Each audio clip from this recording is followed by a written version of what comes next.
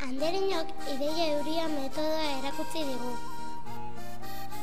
Galdetu digu zer egin kartoizko zilindro hauekin. Guztion artean, artelan bat egin behar dugu, esan digu Andereñok. Ideiak 3 papeletan idazten ari gara.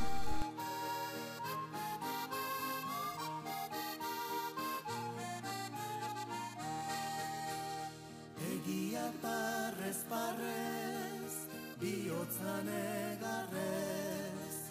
Begiak parrez parrez, bihotzan egarrez.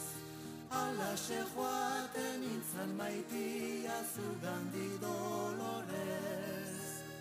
Alaxe joaten nintzan maitia zugandi Ondoren, papela arbelan pegatu ditugu.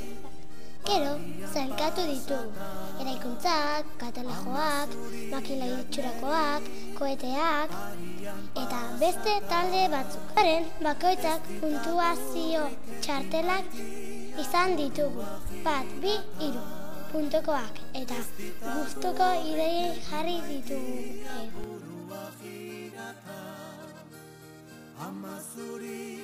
Puntuazio gehien lortu duena Izarra izan da, 23 puntuarekin. Orain nola egiteko beste euri ideia bat egin beharko dugu.